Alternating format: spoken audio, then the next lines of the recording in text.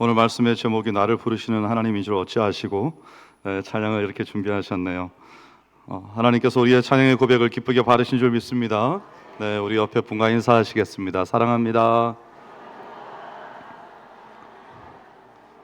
네, 오늘 레위기 1장 1절부터 3절까지의 말씀을 가지고 나를 부르시는 하나님이라는 제목으로 여러분과 함께 말씀을 나누고자 합니다. 우리가 성경을 통독하고 창세기를 펼치면 여러분 혹시 대자연이라고 불릴 만한 곳들에 가보신 경험이 있으신지 모르겠습니다. 당장 저기 강원도에 있는 그 설악산의 울산바위 앞에만 서도 한 2km, 2.5km 정도의 또 높이는 680m인가 되는 그 정도 바위 앞에만 서도 와, 이렇게 자연이 사람을 압도하는구나, 이런 느낌을 가지게 되는데요. 하나님의 창조의 장엄함, 그리고 또 창세기에는 우리 믿음의 조상들이 어떻게 그 인생을 하나님 앞에서 살아갔는지, 그런 이야기들이 우리의 마음을 사로잡습니다. 그리고 출애굽기로 넘어가면 이스라엘을 이끄시는 하나님의 강권적 구원의 역사가 신약과 연결이 되면서 우리의 가슴을 뛰게 합니다. 참 좋은데, 근데 레위기를 들어가게 되면 우리 통독의 발걸음이 종종 멈추게 되죠. 계속해서 이 레위기를 나는 과연 끝낼 수 있을 것인가. 근데 참 감사한 것은 우리 교회는 레위기를 아주 잘 통과한다는 것입니다. 네, 성경 일독 하시는 분들의 명단들을 쭉 보고 있으면 계속해서 처음에 일독하신 분이 또다시 이독하시고, 어떤 분은 3독하시고, 신방 가보면 어떤 분들은 10독하시고, 그런 분들이 계세요. 그래서 뭐 레위기쯤이야 이러고 뛰어넘으신다는 거죠. 네, 근데 이 레위기의 말씀이 우리에게는 좀 낯선 제사의 규례들이 있고, 또 피로써 하는 어떤 희생들이 있고, 그리고 어떻게 생각하면 우리의 삶과 도저히 연결되지 않을 것 같은 그런 장면들이 많이 적혀 있습니다. 그래서 레위기가 어떤 사람들에게는 통독의 무덤이다. 창세기와 출애굽기는 하도 장수를 넘겨서 이렇게 두꺼워졌는데 레위기만 새 것처럼 빳빳하게 살아있는 그런 책들을, 우리가 성경책을 가지고 있기도 합니다. 그런데 유대인들은 5살 난 아이에게 가장 먼저 레위기를 가르친다고 해요. 탈무드나 미슈나나 이런 데를 보면 이제 아이들에게 성경을 가르치기 시작할 때 제사장들이 어떻게 하나님 앞에 나아가서 하나님 앞에 제사를 드렸는가, 이것을 가장 먼저 가르쳐야 할 것이다, 이렇게 분명하게 문구가 명시되어 있습니다. 왜 그럴까요? 레위기가 하나님께서 죄인에게 다시 가까이 오라고 말씀하시는 책이기 때문에 그렇습니다. 세속 역사에 묻혀있는 책이 아니라 어떤 이야기 속에 우리가 빨려 들어가서 그냥 이야기 속에서 호우적대다가 나오는 책이 아니라 예수 그리스도의 하나님의 구속 역사의 심장부에 놓여있는 책이기 때문에 그렇습니다.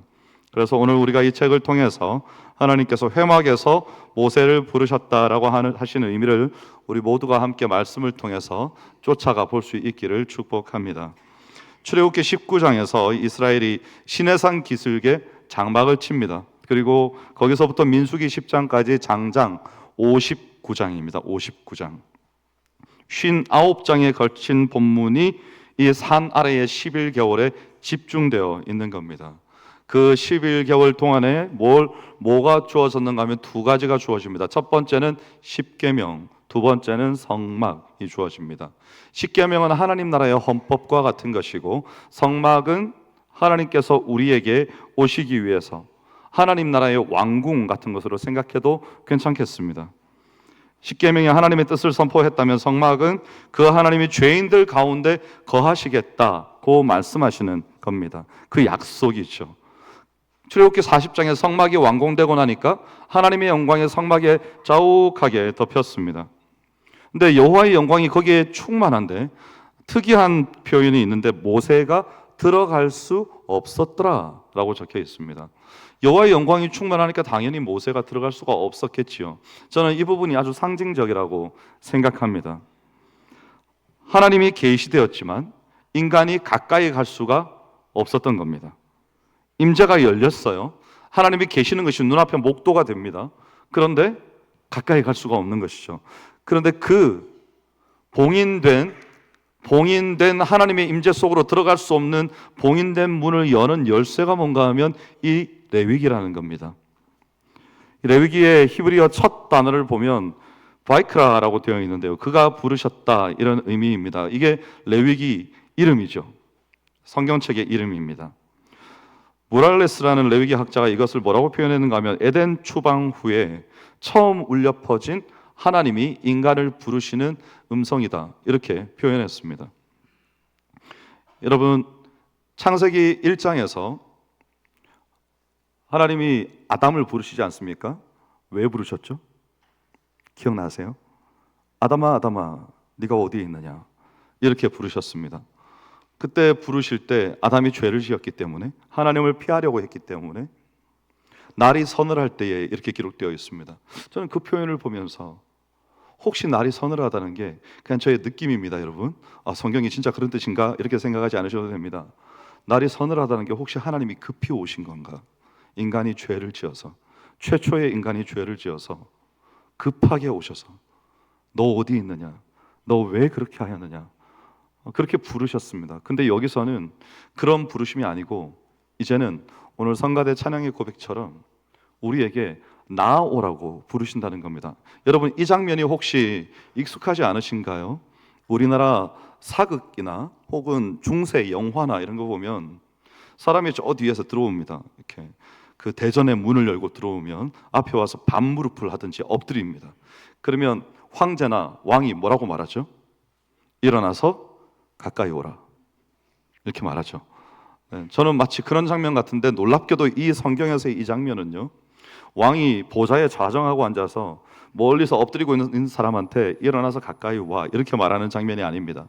하나님이 친히 인간 역사의 공간 한복판에 오셔서 문을 열어두시고 오라고 말씀하시는 장면입니다. 찾아오시는 하나님이신 거죠. 그래서 이게 우리의 마음에 그냥 우리는 오늘 말씀의 제목이 나를 부르시는 하나님이다 라고 해서 하나님이 저 위에 어디선가 이렇게 윤 목사하고 저를 부르신다는 말이 아닙니다, 여러분.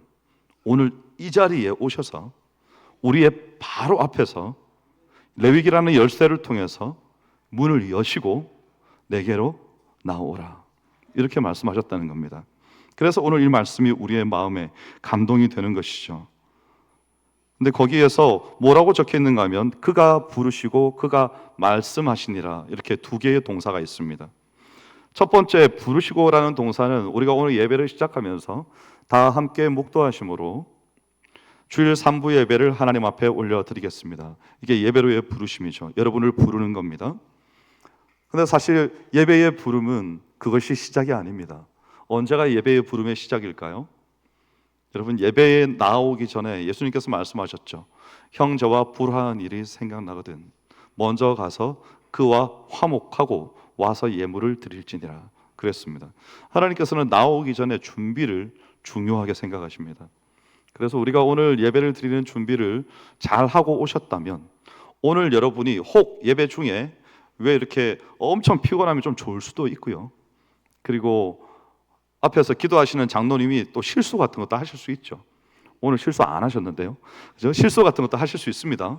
그러면 잘 준비된 예배를 준비되어서 이 자리에 서신 분이 하다가 뭘 실수하고 잘못했다고 해서 하나님이 받으시고 안 받으시고가 결정되는 게 아니죠. 하나님께서는 뭘 보시는가 하면 내가 어떤 예배자인가를 보시는 겁니다.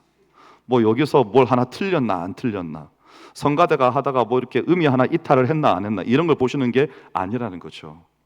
그렇다고 해서 우리가 또 그걸 안 보신다고 제가 말한다고 해서 여러분이 마음대로 준비하지 않잖아요. 그렇죠? 이겁니다, 여러분. 마음입니다. 하나님 앞에 나는 어떤 사람인가? 하나님께서 그걸 받으신다는 거죠. 부르신다는 겁니다. 그리고 나와왔으면 이제 뭐가 남았습니까? 그가 말씀하시니라. 우리에게 말씀하시는 거죠. 이 말씀이 우리 안으로 들어와서 우리를 변화시키고 우리를 움직이는 겁니다. 거기에 순종할 수 있어야 되는 것이죠. 모세는 출애굽기 마지막 장면에서 하나님의 영광 때문에 성막 안으로 들어가지 못했습니다. 접근이 차단되었는데 이제 하나님께서 직접 친히 문을 여셨습니다. 그리고 차단되고 봉인되었던 것들을 온 백성 앞에 풀어놓으시고 내가 너희들과 가까이 친밀하게 지내고 싶다 이렇게 말씀하기 시작하는 것이 오늘 레위기의 시작이라는 것이죠. 그리고 2절에 보면 사람이 여호와께 예물을 드리려거든 이라고 되어 있는데, 여기 사람은 아담이거든요. 온 인류를 뜻하는 겁니다. 한 사람이 아니고 온 인류가 여호와께 예물을 드리려거든. 창세기 8장에서는 노아가 번제를 드렸을 때, 그리고 22장에서 아브라함이 번제를 또 드립니다. 아브라함은 가는 곳마다 계속해서 제사를 지냈습니다. 이미 하나님 앞에, 하나님, 내가 하나님과 가까이 하나님을 늘 뵙고 싶습니다 라는 제사를 늘 드렸단 말이죠. 그렇게 드렸는데 오늘 이 레위기에서는 뭐가 명문화되는 건가 하면요, 이 하나님 앞에 제사를 드리는 접근 방식, 이것이 이제 제도화 되는 겁니다. 마치 지금 우리 수봉산 교회에 주일 1부, 2부, 3부, 오후 예배, 수요 예배, 금요 기도회, 새벽 예배, 이런 것들이 주보에 쫙 나와 있죠. 명문화되어 있습니다. 누구든지 예배를 드리고자 하면 그 시간에 오면 되는 겁니다. 그런 식으로 여기에다 만들어 놓으셨다는 거죠, 하나님께서. 그런데 시편 24편에 보면 여호와의 산에 오를 자 누구인가? 라고 기록이 되어 있거든요. 오경도 같은 질문을 던집니다.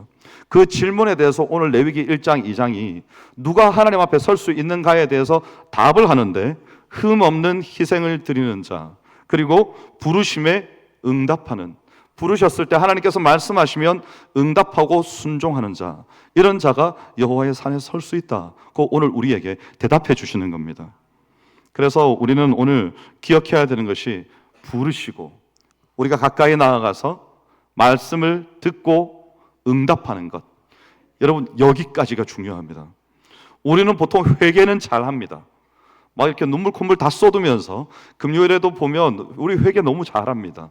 그런데 세례요한도 그렇고 예수님도 그렇고요, 회개를 하면 끝납니까? 그렇지 않습니다. 회개에 합당한 열매를 맺고 열매를 맺어야 되는 것이죠. 그냥 울고 나가서 똑같이 살면 그의 삶의 예배는 실패한 것입니다. 하나님께서 주일날 이 예배 시간에만 우리를 부르시겠습니까? 아니요. 계속해서 순간순간마다 우리가 죄 중에 있든지, 하나님께서 기뻐하시는 삶을 살든지, 말씀을 늘 읽고 묵상하든지, 찬양이 넘치든지, 혹 그렇지 않든지 하나님께서는 언제나 우리를 부르십니다. 아담을 죄 가운데 불러내셨던 것처럼, 아브라함이 그의 일상의 삶들을 살아가고 있을 때 그를 불러내셨던 것처럼, 그리고 오늘 우리도, 우리 주께서 지금 이 시간에 여기 오셔서 너 어디에서 무엇을 하고 있느냐, 혹은 책망하실 수도 있겠습니다. 너 지금 나에게 예배하는 시간인데 무엇이 그렇게 너의 마음속에 가득 차 있느냐, 이렇게 물어보실 수도 있겠습니다.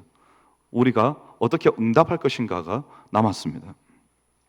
그래서 이렇게 흠없는 희생과 부르심에 응답하는 순종이 있었고요, 이렇게 제사장과 모세와 하나님이 대화하고 백성들이 하나님 앞에 가까이 나와서 하나님 앞에 제사를 드리고 하나님께서는 그 백성을 만나주시는 이런 구조가 이 성소의 제도를 뛰어넘어서 나중에는 성육신, 예수 그리스도의 성육신은 사람의 몸을 입고 이 땅에 오신 것을 말하는 것이 아닙니까? 성육신과 예수 그리스도의 십자가까지 이어지는 것이죠.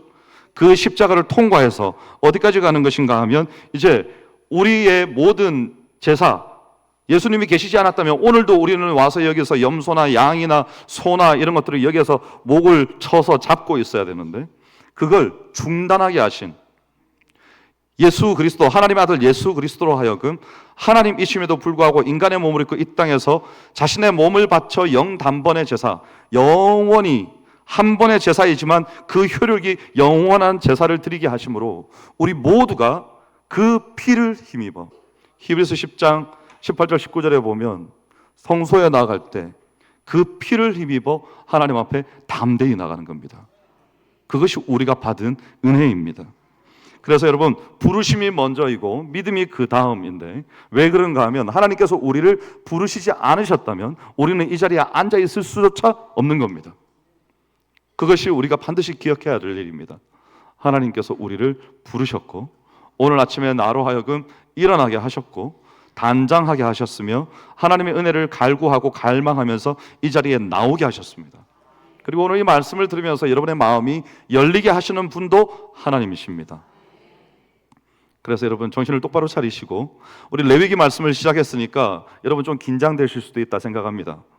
오늘부터 이제 정신을 똑바로 차리지 않으면 설교 시간이 힘들 수도 있겠다, 이런 생각을 하실 수도 있다고 생각합니다. 하지만 하나님이 여러분을 깨우시고 우리를 하여금 살아있게 하실 줄 믿습니다. 네. 하나님이 부르시지 않았다면 우리가 그 영광 앞에 설 용기조차 없었다는 사실을 기억하고 내가 언제 어느 자리에 있든지 하나님이 나를 기억하시고 나를 부르셨군요. 이것이 생각날 때마다 우리는 하나님 앞에 감사해야 합니다. 아침에 일어났을 때, 저녁에 잠들 때, 어디 어느 공간에서 하나님의 역사가 순간순간 내 삶을 스쳐 지나가는 것 같을 때 그냥 지나가지 마십시오. 하나님이 지금 나를 부르시는구나. 혹은 우리의 마음이 닫혀 있을 때 문을 똑똑 두드리는 것 같은 그 소리가 우리에게 들릴 때 그때도 기억하셔야 됩니다. 하나님이 내게 오기를 원하시는구나. 그리고 하나님 앞에 열어드려야 되는 것이죠. 하나님께서는 항상 열려 있으시거든요. 우리가 나오기를 원하시는 겁니다. 자, 오늘 하나님께서 두 가지 주신 것, 십계명과 성막을 주셨다고 그랬는데 이 성막을 주신 용도가 있습니다. 이 당시에는 하나님 앞에 예물, 제사를 통해서 제물을 드리는 용도로 하나님께서 이것을 허락해 주셨습니다. 그래서 레위기 1장 2절에 보면 너희 중에 누구든지 여호와께 예물을 드리려거든 가축 중에서 곧 소나 양으로 드릴지니라 그랬습니다. 이 명령이 언뜻 보면 하나님께서 우리에게 무언가를 필요로 하시는 것처럼 느껴질 수 있습니다. 그런데 여러분 웨스트민스터 대요리 문답 7문에 보면요 이렇게 적혀 있습니다. 하나님은 영이시요 그 존재와 영광과 거룩과 완전에 있어서 무한하시며 전혀 자기 충족하신 분이다. 이렇게 되면 제일 마지막을 주목해 보십시오. 여러분, 전혀 자기 충족하신 분이다. 이 말씀은 무슨 말인가 하면 다른 것이 필요 없으신 분이라는 말입니다. 여러분, 그러므로 우리가 하나님 앞에 나올 때 저기 헌금함에다가 헌금을 내지 않습니까? 그게 하나님이 필요하시니까 내는 거 아닙니다. 여러분, 우리 하나님이 한국은행장보다 돈이 많으시다고요. 그죠? 미국의 연방준비은행 이런 데보다 돈이 훨씬 많으신 분입니다. 하나님이 돈이 필요하신 분이 아닙니다. 다만 하나님 앞에 나올 때 그러면 거기에다 우리는 뭘 넣는 겁니까? 우리는 돈을 넣어요. 근데 하나님께서는 뭘 보시는 거죠? 나를 보시는 거예요. 이게 가인과 아벨의 제사 아닙니까? 그 삶이 하나님 앞에 합당치 않으면 예물도 받지 않으시는 겁니다. 근데 그 삶이 하나님께서 기뻐하시는 삶이면 그 예물을 기쁘게 받으시는 거죠. 그겁니다. 그래서 나올 때 하나님께서 전혀 자기 충족하신 분이므로 하나님께서 무언가 필요해서 내게 요구하시는 것이 아니라 오직 은혜로서 내게 길을 열어주시고 나로 하여금 하나님을 만날 수 있게 하셨다. 이 사실을 기억하고 우리는 감사와 감격을 가지고 이 자리에 나와야 되는 것이죠. 예배를 드릴 때 거래하기 위해서 나오면 안 됩니다. 하나님, 제가 이만큼 드리겠습니다. 제가 이런 제사를 드립니다. 이 정도 분량으로 드립니다. 그러므로 하나님도 이만큼은 해주십시오. 이거 아닙니다, 여러분. 만약에 여러분의 가치를 누가 따진다면 어떻습니까? 하나님, 내가 나를 드릴 테니까 뭘 주실래요? 이렇게 한다면 여러분은 여러분에게 어느 정도의 가치를 매기시겠습니까? 하나님이 아들 독생자 예수 그리스도를 우리에게 주신 사랑만큼의 무언가를 드리실 수 있겠습니까? 제가 캄보디아에 잠시 머물렀을 때 한 20년 전이죠. 그때 캄보디아에서 사고가 나면요 사람이 죽었습니다. 한국 사람이 사고를 내서 현지인이 죽었습니다. 그러면 200만 원을 주면 됩니다. 200만 원. 그냥 현찰로 200만 원을 주는 겁니다. 그게 캄보디아 현지인의 20년 전의 목숨값입니다. 우리는 어떨까요? 여러분, 무엇으로 여러분의 목숨값을 매기시겠습니까? 하나님의 아들 독생자 예수 그리스도가 하나님이시자 사람이신 그분이 이 땅에 오셔서 성육신하시고 십자가를 지심으로 우리의 죄를 대속해 주셨다면 그 목숨값은 얼마 정도로 매겨질 수 있을까요?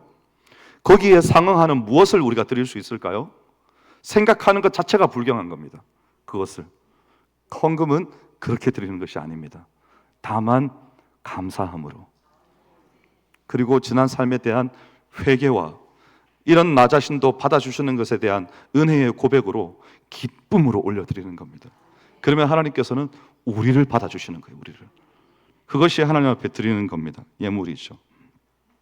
그래서 하나님께서 우리에게 그럼에도 불구하고 예물을 받으시겠다고 손을 내미시는 이유는 그것을 통해서 우리의 구원을 완성하시기 위해서입니다. 본래 이 예물이라는 히브리어가 코르반이라는 건데 들어보셨죠, 여러분? 신약 성경에서 바리새인들과 서기관들이 자기가 가지고 있는 재산을 이것은 다 하나님 겁니다, 제가 하나님께 드렸거든요 라고 하고 부모를 공양하지 않아요. 그래서 고르반, 하나님께 드림이 되었다라고 하고 가족을 돌보지 않으니까 예수님께서 그것을 책망하신 것 아닙니까? 그 잘못된 전통이다. 하나님께서 하신 말씀을 너희들이 완전히 잘못 생각한 거다. 그때 이 코르반이라는 게 사용됐는데 이게 예물인데 본래 무슨 뜻인가 하면 가까이 오다 이런 뜻입니다. 그래서 예물이 곧 제사이고 하나님께 가까이 나가는 것이고 오늘날 우리에게는 이 예물이 곧 예배인데 우리는 그 당시에는 제사가 곧 예배였기 때문에 제사를 드렸습니다. 근데 오늘날에는 우리는 예물을 드리는 것만이 예배는 아닙니다. 우리의 예배는 오늘 이것이 예배입니다. 전체입니다. 전체. 그러면 예배 전체가 예배라면 하나님 앞에 올려지는 예배라면 이것만 예배입니까? 아니요. 제가 아까 말씀드렸습니다. 예배 드리러 나오기 전에 준비, 삶의 예배 전체가 다 예배입니다. 오늘 예배를 마치고 난 다음에 이 자리를 떠나고 나서 여러분의 삶, 그것도 다 예배입니다. 그러므로 하나님께서는 우리를 받으신다고 할 때 이 한 시간의 예배를 받으시는 것이 아닙니다. 이 한 시간의 예배를 기뻐 받으시기 위해서 우리에게 무엇이 준비되어야 하는가 하면 하나님 앞에 합당한 삶이 준비되어야 합니다. 그러면 하나님께서 이 예배를 기뻐 받으시는 것이죠. 그렇지 않다면 하나님께서 슬퍼하실 겁니다. 너는 왜 그런 모습으로 나와왔느냐? 아무런 자각 없이, 회개 없이, 깨달음 없이 나와왔느냐? 이렇게 슬퍼하실 수도 있습니다. 그래서 하나님 앞에 기쁨으로 우리를 드려야 되는 겁니다. 그래서 제사에 두 가지 원칙이 있습니다. 첫 번째는 오늘 말씀에도 나와 있다시피 흠없는 것을 드려야 합니다. 1장 3절에 보면 그 예물이 소의 번제이면 흠없는 수컷으로 이렇게 되어 있죠. 구약은 희생제도로 이 원칙을 지켰습니다. 그리고 신약 시대에는 우리는 그리스도의 완전한 희생을 의지해서 어떻게 우리를 드리는가 하면 영적인 제사요 거룩한 산 제물로서 우리를 드립니다. 이것이 로마서 12장 1절에 나와 있죠. 거룩한 산 제물로 이것이 너희가 드릴 영적 예배니라 이렇게 적혀 있습니다. 그래서 여러분 예배의 실제는 돈이 아니고 나 자신이고 헌금 봉투에 담기는 것은 지폐이지만 하나님께서 받으시는 것은 우리의 마음이요 뜻과 정성이다. 이것을 꼭 기억하시고 반드시 예배 전에 우리가 예배 전에 앞에서 사회자 목사님이 찬송을 3곡이나 부르잖아요. 그럼 뭐 하는 걸까요? 우리의 마음을 하나님 앞에서 준비하고 예배 가운데 더 깊이 나아가기 위해서 자신을 살피고 뜨겁고 깊은 찬양의 고백을 통해서 죄가 있다면 회개하고 하나님 앞에 예배를 드릴 수 있는 예배자로서 지금 준비되는 시간 아닙니까? 근데 그 시간에 우리는 여러분 그래서 나와서 우리는 그렇게 하지 않습니다.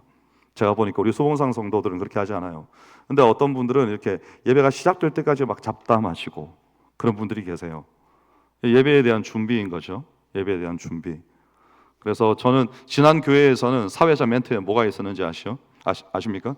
신령한 예배를 위하여 휴대폰을 꺼주시고 이렇게 다 멘트를 다 읽어줍니다. 이렇게. 그리고 앞에 계속 뜹니다. 화면에.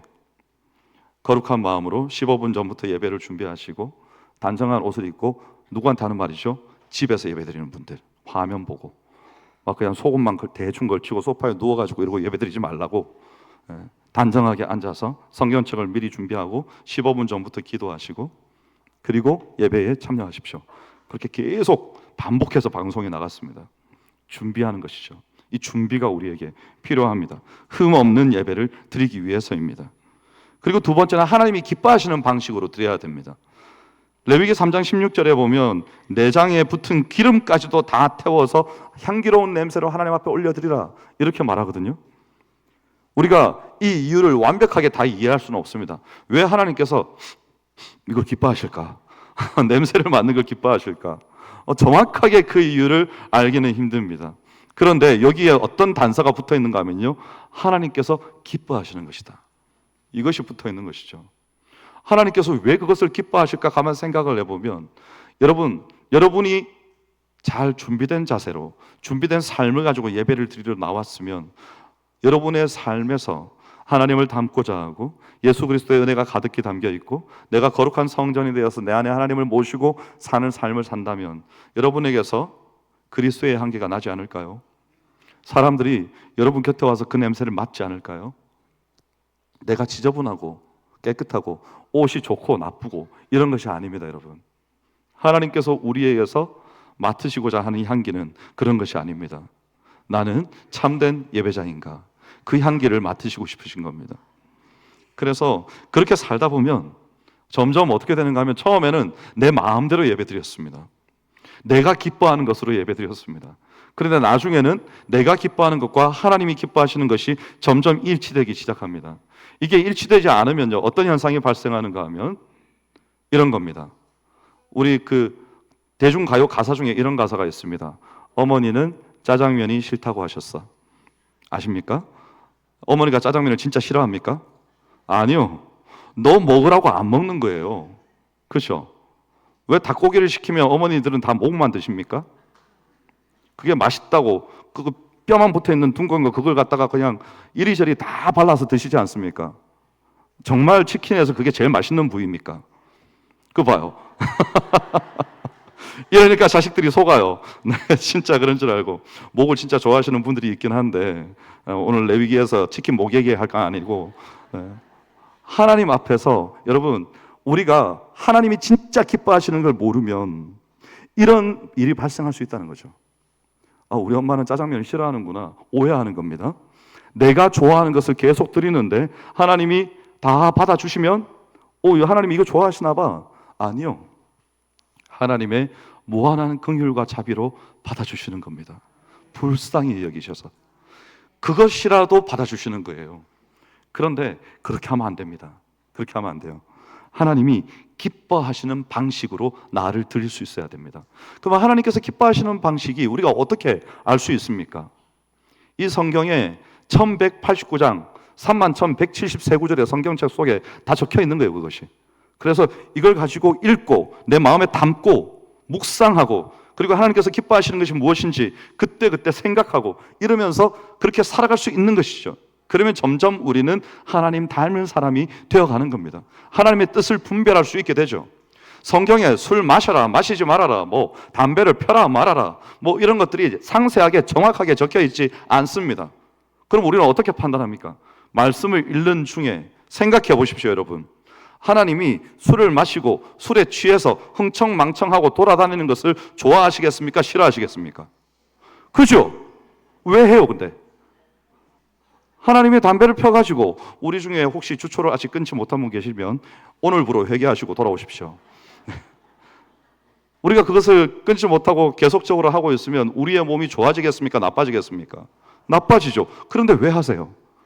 그렇죠? 저한테도 물어보셔야 됩니다. 목사님 계속 드시면 살이 찝니까? 안 찝니까? 그렇죠? 여러분을 만나야 되니까 저는 먹어야 됩니다. 어떻게 하겠습니까? 계속 운동하는 거죠, 열심히. 근데 먹는 것을 운동하는 속도가 따라가지를 못해서 문제인 겁니다. 여러분, 하나님께서 진짜 기뻐하시는 것, 오늘 레위기 말씀이니까 제가 평소에 안 하던 이런 유머도 한번 해봅니다. 여러분 너무 진지하실까 봐. 우리가 기억해야 됩니다. 내가 기뻐하는 것으로만 하나님 앞에 드리고 있지 않았는가? 하나님은 정말 나에게 가장 좋은 것으로 늘 나에게 주시는데, 나는 내가 기뻐하는 것으로만 늘 드리고, 하나님 제가 가진 게 이런 것밖에 없어서 이거라도 좀 받으세요 하고, 하나님께서 진짜 기뻐 받으실 만한 것을 정성 들여서 내 삶을 가꾸고 잘 준비하여서 드리려는 마음이 과연 내게 있었는가? 이겁니다. 그래서 우리는 하나님께서 우리에게 주신 것을 잘 기억할 수 있어야 됩니다. 그게 히브리서 10장에 나오죠. 여러분 괜찮으시면 히브리서 10장을 한번 펼쳐보시기 바랍니다. 제가 히브리서 10장에 나와 있는 완전한 번제이자 새 언약의 대제사장으로 오신 예수 그리스도에 대해서 아주 짧게 여러분들에게 설명해 드리고자 합니다.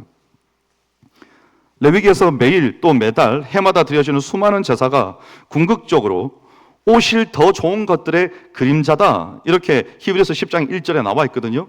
그런데 이 그림자가 예수 그리스도의 단번의 제사, 아까 제가 말씀드린 영단번의 제사, 그 제사를 통해서 실체가 된 겁니다. 히브리서 10장 11절에 보면 레위기의 제사장들은 서서 날마다 섬기며, 매일 서서 섬기며 자주 같은 제사를 드립니다. 그런데 그 뒤에 뭐라고요? 이 제사는 언제나 죄를 없게 하지 못하거니와. 이 말이 무슨 말인가 하면 단회적이라는 겁니다. 그때 제사를 드렸으면 그걸로 끝입니다. 이 다음에는 또다시 제사를 드려야 됩니다. 매일 서서 제사를 드리는데, 자주 드리는데 계속해서 드려야 됩니다. 그런데 예수님께서 이걸 어떻게 하셨는가 하면 자신을 단번에 제물로 드리신 뒤에 하나님 보좌 우편에 앉으셨다, 종결시켜주셨습니다. 끝내셨다는 거죠.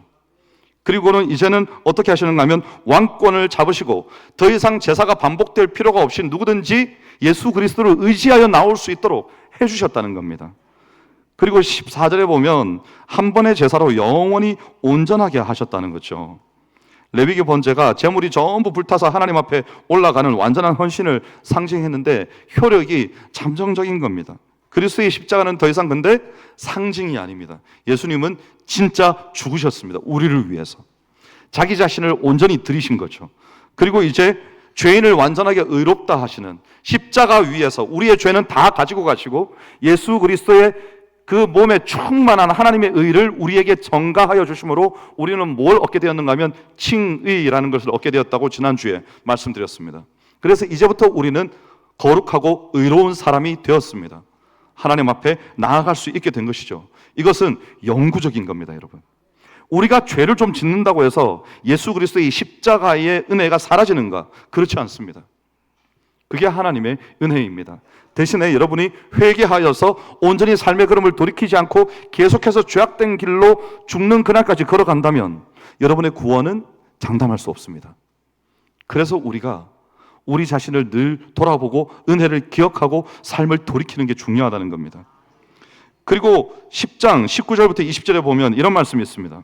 그러므로 형제들아 우리가 예수의 피를 힘입어 지성소에 들어갈 담력을 얻었나니 그 길은 우리를 위하여 휘장 가운데로 열어놓으신 새로운 살 길이요 휘장은 곧 그의 육체니라. 근데 이 휘장이 사람이 찢지 않았습니다. 말 네필이 양쪽에서 끄집어 당겨도 안 찢어지는 휘장입니다. 근데 저 휘장이 위에서부터 아래로 찢어진 거죠. 하나님이 친히 찢으신 겁니다. 근데 그 휘장이 뭐라고요? 아들 예수 그리스도의 육체라고요. 그걸 아버지 하나님이 친히 찢으신 겁니다. 그 안에 뭐가 있는데요? 지성소가 있습니다. 지성소에 하나님이 임재하십니다. 제사장들이 1년에 한 번씩 들어가죠. 말씀을 듣고 나옵니다. 근데 그것을 찢으시고 아들의 육체를 찢으셔서 예수 그리스도의 피로써 생명의 길을 내어놓으심으로 이제는 우리가 하나님 앞에 나오는데 우리 기도하는데 여러분 누가 여러분에게 자격을 운운합니까 혹시? 아니요.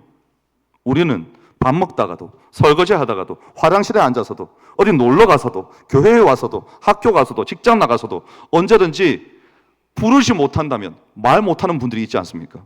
부르지 못한다면 마음으로 생각만 해도 하나님 바로 응답하시고 우리와 함께 하시며 들으시고 찾아봐 주시고 치유하시며 회복시키시는 분이 하나님이시라는 겁니다.